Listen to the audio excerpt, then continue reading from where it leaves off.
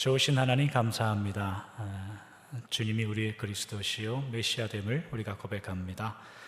쉬운 선거대의 찬송을 함께 듣게 하시니 감사하고, 또 그 안에 우리의 신앙을 담아 또 함께 고백하게 하시니 감사하고, 하나님 이 찬송 중에 하나님 기뻐하실 것을 저희가 또 기대하게 하시니 감사합니다.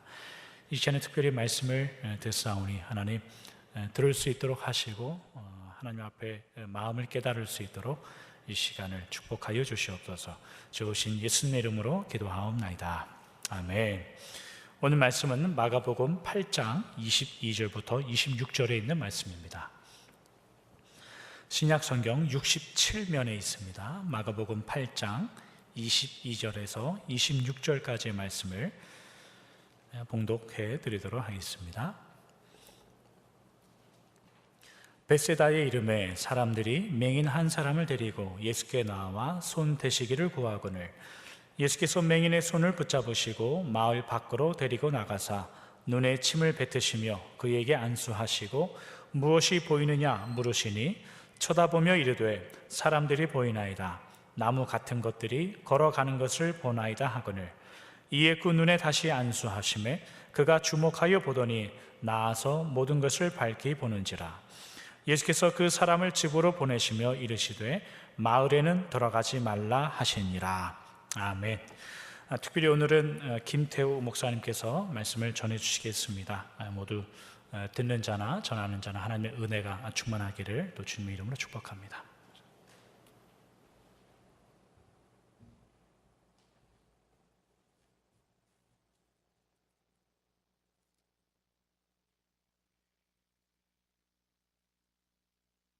네, 여러분은 혹시 타당성 구조라는 말을 혹시 들어보신 적이 있습니까? 영어로는 plausibility structure라고 되어 있는 말인데요. 타당성이라는 단어를 그렇게 번역을 했습니다. 그래서 이 plausibility의 형용사가 plausible이라는 단어인데 여러분 아마 잘 아시겠지만 seeming likely to be true, 그래서 진짜인 것처럼 보이는 거, 이런 뜻인데요. 이 plausible을 다른 단어로 이렇게 번역을 하면 어떤 말로 번역할 수 있을까? 한국말로 우리가 좀 더 이해하기 쉽게 번역을 하면요, 그럴싸한 이라고 번역하면 훨씬 우리에게 와닿을 것 같습니다. 그래서 이 타당성 구조라는 단어가 그럴싸한 구조로 이렇게 번역을 하면 우리에게는 훨씬 더 이해하기 쉽습니다. 사실 이 단어는 피터 버거라는 미국의 사회학자가 쓴 용어인데요, 이 사회학자가 이 용어를 어떤 의미로 사용을 했냐 하면요, 어떠한 사회에서 그 사회에서 수용되는 신념이나 행동 유형이다 라고 말하고 있습니다. 이걸 좀 더 쉽게 설명을 드리면요, 이게 무슨 말이냐면 내가 어떤 결정을 내릴 때 중요한 동기, 그것이 무엇이냐라는 것이죠. 내가 어떤 결정을 낼 때 내 행동의 동기를 타당성 구조라고 설명드릴 수 있습니다. 그렇다면 우리가 살고 있는 이 현대 사회에서의 타당성 구조는 무엇일까요? 많이 여러 가지로 우리가 생각해 볼 수 있겠지만 저는 우리가 살고 있는 현대 시대의 가장 중요한 타당성 구조는 물질주의다라고 말씀드릴 수 있을 것 같습니다. 쉽게 말씀드리면 돈이죠. 특별히 한국 사회에서는 이 물질주의가 가장 큰 타당성 구조가 아닌가라는 생각을 해봅니다. 한국뿐만 아니라 미국에 살고 있는 우리에게도 물질주의는 깊이 뿌리 내려 있죠. 그래서 우리가 이 타당성 구조 속에 살고 있기 때문에 우리의 사고 속에서도 이런 생각들이 계속 우리 안에 내면에 깊이 영향을 끼치고 있다고 말씀드릴 수 있습니다. 그래서 어떤 목사님이 설교 시간에 이런 얘기를 하셨습니다. 믿음의 자녀들이 가장 처음 만나는 거짓 선지자가 누군지 아느냐? 여러분 누구라고 생각하십니까? 우리 믿음의 자녀들이 가장 처음 만나는 거짓 선지자, 그 목사님은 엄마다라고 이야기했습니다. 왜 그러냐면 이제 믿음 신앙생활을 하고 이렇게 하고 있지만 그러나 어떤 결정적인 순간에는 믿음보다 다른 걸 더 선택한다는 거죠. 예를 들어서 한국에서요, 고등학교 아이들이 예배를 드릴 때 갑자기 예배 그 출석률이 갑자기 저조해지는 순간이 있습니다. 기말고사 중간고사. 예. 그러니까 부모님들이 아이들을 교회에 보내야 되는데 교회에 보내기보다 학교에 가서 공부하고 시험 공부하라는 것이죠. 예. 그래서 한국에서는 4대 종교가 있다고 이야기합니다. 기독교, 불교, 천주교, 대학교. 예. 예. 그만큼 이 한국 사회의 물질주의의 영향, 그러니까 성공해야 된다는 의식이 상당히 깊이 뿌리 박혀 있는 것이죠. 예. 한국에 있는 뭐 교회뿐만 아니라 한국 사회 전반에 이런 물질주의 병폐가 심각합니다. 여러분 잘 아시지 않습니까? 최근에 한국에 일어난 사건들을 너무 잘 아시죠? 제가 미국에서 느낀 것은 무엇이냐면 미국에 있는 우리 한국 성도들이요, 또 한국 분들이 한국에 대한 소식을 정말 잘 알고요, 한국에 있는 분들은 미국에 있는 소식들을 너무 잘 알고 걱정을 많이 합니다. 그래서 한국에 있는 분들이 그런 얘기를 많이 하시더라고요. 야, 트럼프가 대통령 되면 어떡하냐? 왜? 그렇게 걱정을 하는 거죠. 그래서 아마 여러분들도 한국에 있는 소식들을 잘 알고 있을 겁니다. 최근에 일어난 그 몇 가지 사건들 중에 우리에게 좀 약간 충격적인 사건은 정말 엘리트 코스를 밟고 검사가 됐던 사람들이 했던 어떤 범죄, 여러분 너무 잘 아실 겁니다. 여러분, 그 검사의 임무가 뭡니까? 정의로운 사회를 구현하기 위해서 범죄를 조사하고 법을 집행하는 임무가 검사의 가장 중요한 임무죠. 그러니까 검사의 가장 중요한 역할은 공의, 정의인데 특별히 한국 사회에서 최근에 드러난 사건들을 보면 그 검사들이 가지고 있는 그 타당성 구조, 그게 뭐냐면 돈이었다는 것이죠. 예. 저는 돈이 나쁜 거라고 생각하지 않습니다. 돈이 정말 중요하고요, 돈을 열심히 벌어야 된다고 생각합니다. 그러나 돈이 내 인생에서 가장 중요한 것이 될 때 문제가 된다는 것이죠. 근데 이런 문제는 한국 그리고 미국뿐만 아닌 이미 성경에도 그런 문제가 있다는 것입니다. 그래서 오늘 말씀을 통해서 우리가 성경을 좀 살펴보려고 하는데요, 오늘 우리가 살펴본 마가복음을 크게 3막으로 나눌 수 있습니다. 크게 막구분으로 나눠서 3막으로 나눌 수 있는데요, 1막은 마가복음 1장부터 8장 21절까지 내용인데요, 이 내용은 그 장소적인 어떤 구분으로 나눌 수 있습니다. 그래서 갈릴리 지역에서 예수님이 하셨던 사역과 말씀들을 다루고 있습니다. 2막은 마가복음 8장 22절부터 마가복음 10장 52절까지인데요, 이것은 예수님께서 예루살렘으로 올라가시는 길, 그 여정 중에 일어난 사건과 이야기를 다루고 있습니다. 그리고 3막은 마가복음 11장부터 16장까지 내용인데요, 이것은 예루살렘에서 있었던 예수님의 사건과 이야기를 다루고 있죠. 그래서 오늘 우리가 살펴볼 마가복음 8장 22절부터 26절은 예수님께서 그 2막의 시작의 부분의 내용입니다. 오늘 우리가 읽은 마가복음 8장 22절의 그 배경은요, 벳세다입니다. 벳세다는 갈릴리 북동쪽에 있는 해안 도시입니다. 그 도시에 예수님이 이르자 그 벳세다에 살고 있던 사람들이 맹인 한 사람을 데리고 와요. 왜 데리고 오냐? 제가 말씀드렸던 것처럼 1막에서 예수님께서 갈릴리 지역에서 위대한 사역을 하십니다. 병자를 고치시고 뭐 오병이어 7병이어의 기적을 일으키신 거죠. 그 소문이 갈릴리 전역에 급속히 퍼지게 된 것입니다. 그래서 이 벳세다에 사는 사람들이 자기의 동네에 살고 있는 이 맹인을 데리고 와서 맹인을 예수님이 고쳐줄 것이라는 기대를 가지고 데리고 온 것이죠. 그런데 오늘 본문에 보면 예수님께서 이 맹인을 고치시는데 독특한 행동들을 합니다. 첫 번째로 보면요, 오늘 본문 23절을 보시면 예수께서 맹인의 손을 붙잡으시고 마을 밖으로 데리고 나가사라고 말씀합니다. 예수님께서 아마 그 장소에서 바로 고치실 수 있지 않으실까요? 그렇죠? 근데 예수님께서 갑자기 맹인의 손을 딱 붙잡으시고 마을 밖으로 데리고 나가세요. 상당히 지금 예수님이 주도적으로 이 일을 진행하고 계신 것을 우리는 알 수가 있습니다. 그런데 우리가 좀 더 생각해 볼 것은요, 예수님께서 맹인을 고치실 때 어떻게 고치셨는가를 생각해 볼 필요가 있습니다. 23절 보시면 붙잡으시고 마을 밖으로 데리고 나가사 눈에 침을 뱉어 고치십니다. 우리가 살고 있는 시대에도 제가 만약에 우리 담임목사 신목사님한테 제가 신목사님 혹시 몸이 안 좋으신 것 같으니까 제가 치유해 드리겠습니다, 눈을 잠깐 감으세요, 그리고 침을 탁 뱉으면 신목사님이 얼마나 당황스럽겠습니까? 그죠? 우리가 사는 현대 사회에도 침이라는 것이 별로 더럽고 좋지 않은 것이죠. 그런데 그 유대인들에게서 침은 더 강합니다. 왜냐하면 레위기 율법에 보면 입에서 나온 것, 몸에서 나온 것은 더럽고 안 좋은 것이라고 성경이 말하고 있거든요. 근데 예수님께서 침을 뱉죠. 근데 예수님께서 이 침을 뱉어서 치유하신 적이 여러 번 있습니다. 마가복음 7장을 한번 보시죠. 마가복음 7장 화면을 보시면요, 7장 33절 보면 이렇게 말씀합니다. 예수께서 그 사람을 따로 데리고 무리를 떠나사 손가락을 그의 양귀에 넣고 침을 뱉어 그의 혀에 손을 대시며, 예수님께서 침을 이용하여 고친 사건이 나오고요. 또한 요한복음 9장 6절을 보시면 이렇게 말씀합니다.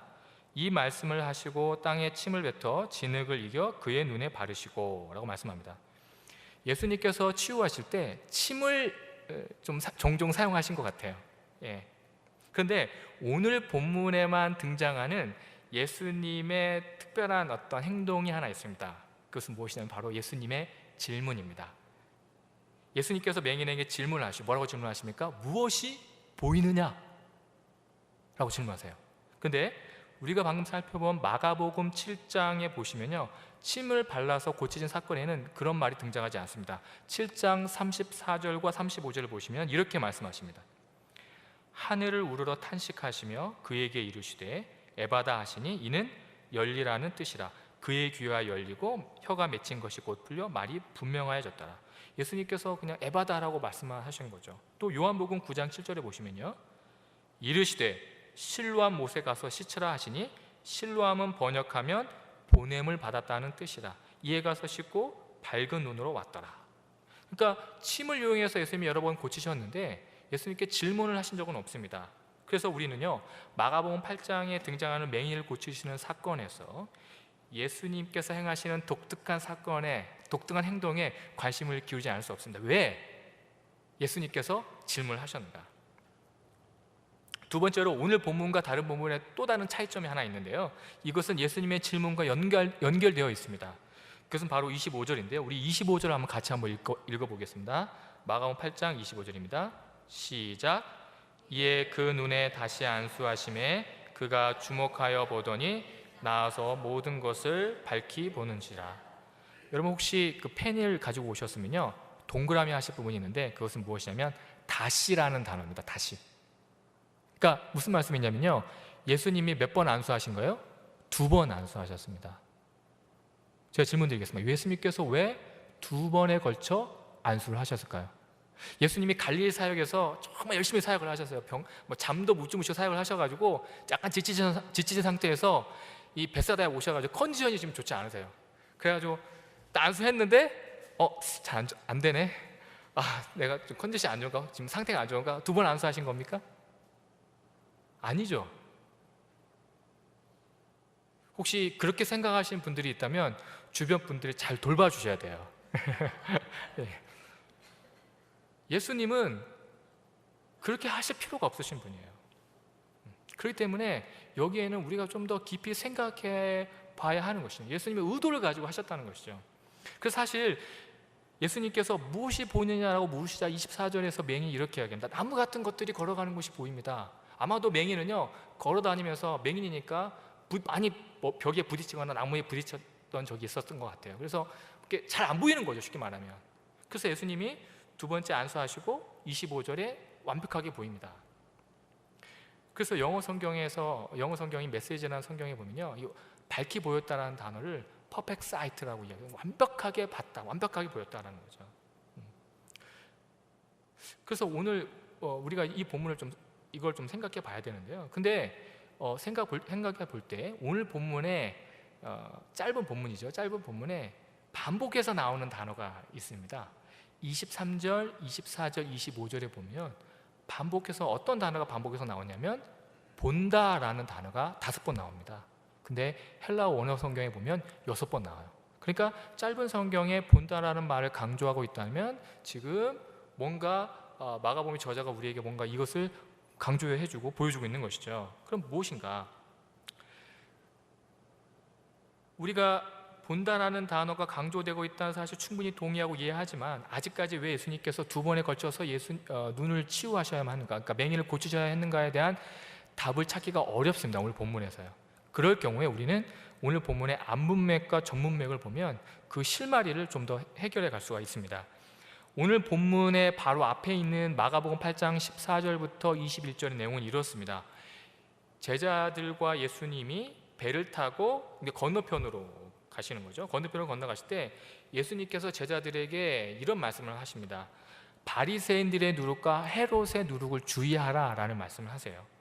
그래서 제자들이 어떻게 예수님 말씀을 이해하냐면요, 자신들이 떡 7개와 물고기 2어마리로 4,000명을 먹이시고 남은 광주리, 7광주리를 놓고 온 것에 대해서 하시는 말씀으로 잘못 이해한 거예요. 우리가 떡을 놓고 왔는데 떡 놓고 온 거에서 예수님 우리에게 지금 책망하시는구나 라고 이해하고 있는 것이죠.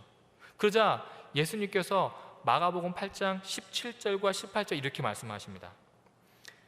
예수께서 아시고 이르시되 너희가 어찌 떡이 없으므로 수군거리느냐, 아직도 알지 못하여 깨닫지 못하느냐, 너희 마음이 둔하냐, 너희가 눈이 있어도 보지 못하며 귀가 있어도 듣지 못하느냐, 또 기억하지 못하느냐 라고 책망하시죠.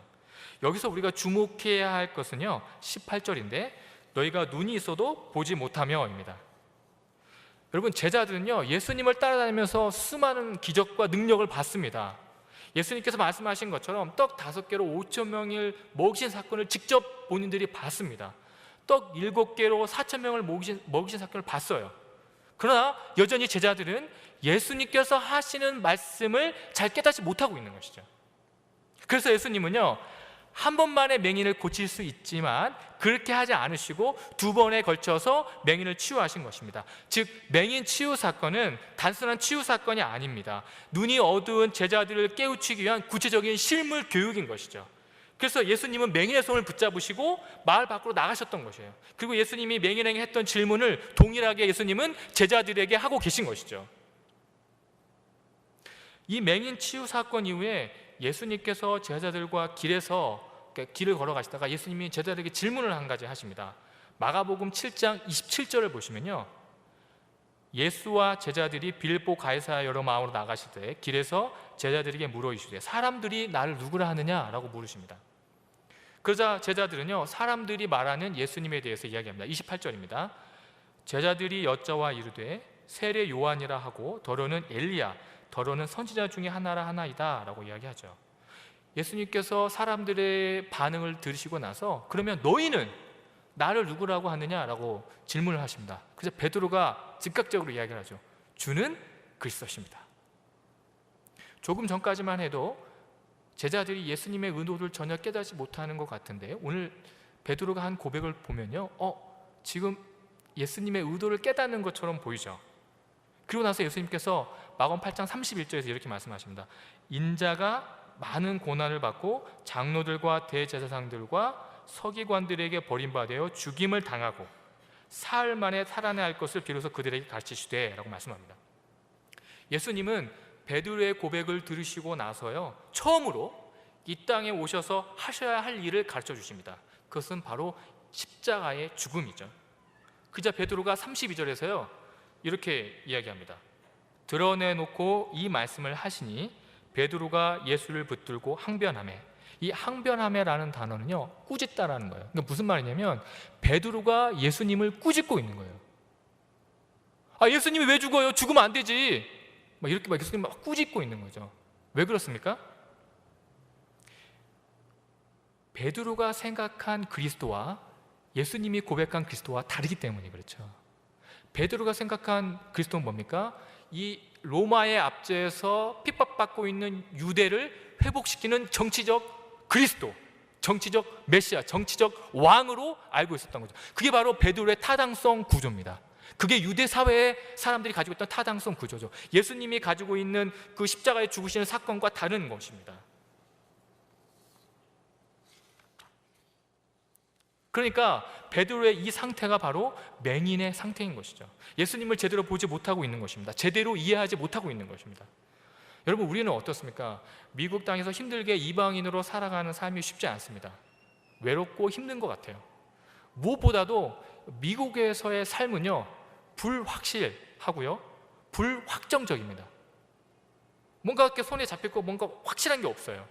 그러한 중에서 우리가 이렇게 교회에 모여서 함께 예배드리고 서로를 격려하고 위로하고 함께 믿음으로 살아가는 것 정말 중요한 것 같습니다. 그게 꼭 필요하죠. 그런데 내 삶에 있어서 가장 중요한 문제를 결정할 때 세속적 타당성 구조 속에서 결정합니까? 아니면 성경적 세계관으로 결정을 합니까?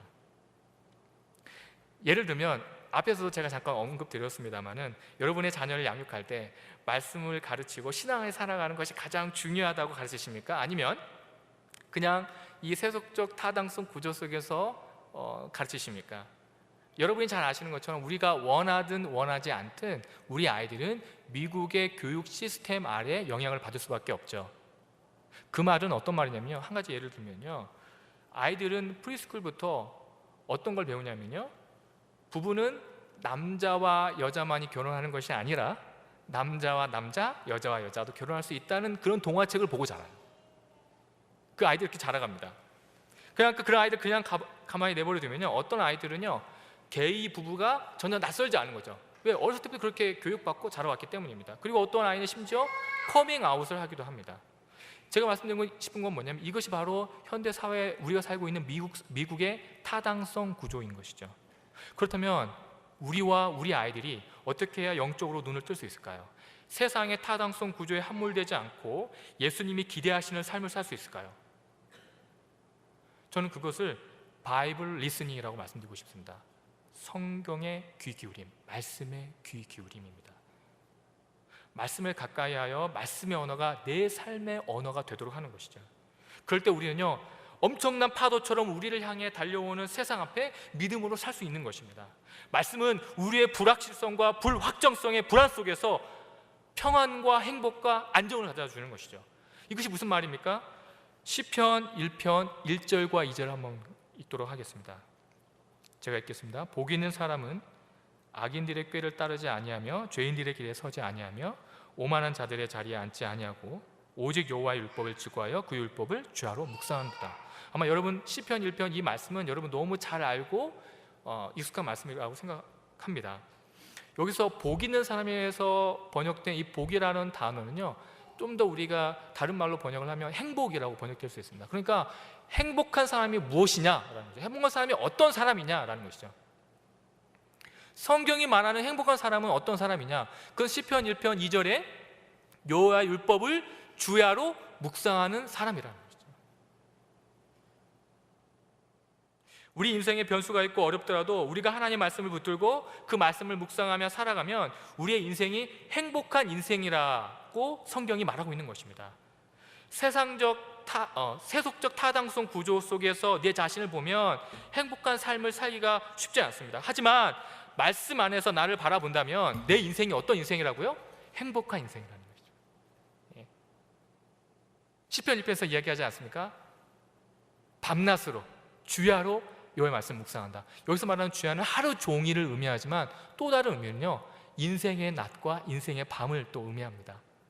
내 인생이 밝을 때뿐만 아니라 내 인생이 어둡고 힘들고 어려울 때 내가 말씀을 딱 붙들고 살고 있으면 내 인생이 어떤 인생이라고요? 행복한 인생이라는 것이죠. 그래서 저는 여러분들에게 좀 말씀드리고 싶은 것은, 여러분 매일 성경으로 이제 묵상하시지 않습니까? 목사님도 광고하시겠지만 매일 성경, 제목이 너무 좋지 않나요? 매일 성경 읽어라. 매일 성경. 제가 매일 성경에 살았기 때문에 그런 말씀 드리는 게 아니라 매일 성경을 묵상하는 그리스도인의 삶, 그게 너무 중요하다는 거죠. 그래서 우리 성도님들이 정말 매일 말씀을 묵상했으면 좋겠습니다. 예. 오늘 우리가 살펴본 이 마가복음 8장의 그 맹인 사건은요, 마가복음 2막의 시작에 나타난 사건이라고 말씀드렸습니다. 그런데 마가복음 2막의 끝에 보면요, 또 다른 맹인이 등장합니다. 마가복음 10장 46절부터 52절을 같이 한번 읽어보도록 하겠습니다. 마가복음 10장 46절부터 52절입니다. 읽겠습니다. 시작. 그들이 여리고에 이르렀더니 예수께서 제자들과 허다한 무리와 함께 여리고에서 나가실 때 디메오의 아들인 맹인 거지 바디메오가 길가에 앉았다가 나사렛 예수시란 말을 듣고 소리질러 이르되 다윗의 자손 예수여 나를 불쌍히 여기소서 하거늘 많은 사람이 꾸짖어 잠잠하라 하되 그가 더욱 소리질러 이르되 다윗의 자손이여 나를 불쌍히 여기소서 하는지라 예수께서 머물러 서서 그를 부르라 하시니 그들이 그 맹인을 부르며 이르되 안심하고 일어나라 그가 너를 보신다 하매 맹인이 겉옷을 내버리고 뛰어 일어나 예수께 나아오거늘 예수께서 말씀하여 이르시되 내게 무엇을 하여 주기를 원하느냐? 맹인이 이르되 선생님이여 보기를 원하나이다. 예수께서 이르시되 가라 내 믿음이 너를 구원하였느니라 하시니 그가 곧 보게 되어 예수를 길에서 따르니라. 아멘. 마가복음이 정말 재밌습니다. 2막의 시작이 맹인으로 시작되고요, 또 2막을 끝날 때 맹인으로 끝나요. 그게 한 막으로 구성되어 있습니다. 그런데 마가복음 8장에서 언급된 그 맹인과 우리가 방금 읽은 마가복음 10장에 언급된 맹인의 큰 차이점이 하나 있습니다. 그 뭘까요? 이름이 등장한다는 겁니다. 마가복음 8장에는 이름이 등장하지 않아요. 맹인이 누군지 모릅니다. 그런데 마가복음 10장에서는요 맹인의 이름을 명확하게 밝혀줘요. 바디메오. 왜 그럴까요? 마가복음 10장 52절 다시 한번 보시면요, 예수께서 이르시되 가라 내 믿음이 너를 구원하였느니라 하시니 그가 곧 보게 되어 가지 않았습니다. 어떻게 합니까? 예수를 길에서 따르니라. 마가복음 10장에 언급된 맹인은요 예수님을 계속 따라다녔어요. 예수님이 따라다녔다는 게 어떤 의미가 있습니까? 예수님의 제자가 됐다는 것이죠. 그렇기 때문에 마가복음의 1차 독자인 로마 교회 성도들도 바디메오가 누구인지 알았던 것이죠. 그래서 마가는요 의도적으로 마가복음 10장에 언급된 바디메오의 이름을 구체적으로 적어주는 것입니다. 그렇습니다. 우리가 바로 이러한 눈이 어두운 제자들과 같은 자들이죠. 말씀 앞에 자신을 내놓기보다는 늘 내 생각에 앞서는 그런 연약한 자들입니다. 그러나 예수님께서는 그런 연약한 우리들을 포기하지 않으십니다. 우리가 바로 보기를 원하십니다. 세상의 눈이 아니라 믿음의 눈으로 보기를 원하시는 것이죠. 제자들을 포기하지 않으셨던 예수님, 마가복음에서 나타난 제자들의 모습은요 성공적인 모습이 아닙니다. 실패한 모습이에요. 그래서 마가복음에 나타난 그 맹인으로 시작해서 맹인으로 이마이 끝나는 것은요 제자들이 늘 맹인의 모습이었다는 것을 강조하고 있는 것이죠. 그런데요 이 마가복음에 등장한 이 제자들의 이 모습들을 보고요 로마 교회 성도들, 즉 마가복음의 1차 독자인 이 성도들에게 엄청난 위로가 됩니다. 아, 그렇게 위대한 예수님의 제자들이 이렇게 실패했구나, 영적으로 여전히 예수님의 말씀을 그때 깨닫지 못했구나 라는 것이죠. 그래 나도 넘어지고 실패했지만 다시 일어나자. 예수님께서 걸어가신 그 길, 희생의 길, 섬김의 길, 헌신의 길을 나도 다시 한번 걸어가자 라고 다짐했다는 것이죠. 하나님의 사랑하시는 귀한 성도 여러분, 내가 영적 맹인이라고 생각되십니까? 괜찮습니다. 포기하지 마십시오. 하나님이 원하시는 삶은 다른 것이 아니라 말씀에 반응하며 하나님과 교제하는 삶입니다. 하나님과 교제하는 삶입니다. 그래서 하나님의 말씀에 순종하는 삶이죠. 하나님 원하시는 게 바로 그겁니다. 그런 제자의 삶을 살아가시는 귀한 성도님 되시기를 주님의 이름으로 축원드립니다. 여러분들이 가지고 있는 타당성 구조는 무엇입니까? 여러분 무엇을 바라보고 계십니까? 세상에서 이야기하는 그럴싸한 구조를 따라가지 않고 예수님이 가신 십자가의 길을 함께 가시지 않으시겠습니까? 그 길을 함께 하시는 성도님이 되시기를 주님의 이름으로 축원드립니다. 여러분 성경이 말하는 제자의 길을 가는 것이 진짜입니다. 여러분 신기루처럼 보이는 세상을 쫓아가서는 여러분 결코 참된 행복과 기쁨을 얻을 수 없다는 사실을 기억하시고 하나님 앞에 나아가시는 귀한 성도님 되시기를 주님의 이름으로 축원드립니다. 기도하겠습니다.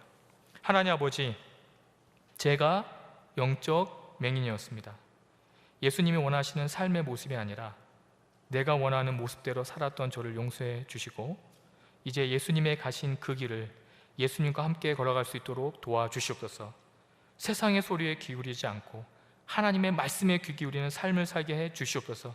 그래서 말씀의 언어가 내 삶의 언어가 되게 하시고 말씀이 주는 참된 기쁨과 안식을 누리는 하나님 나라의 백성이 되게 해 주시옵소서.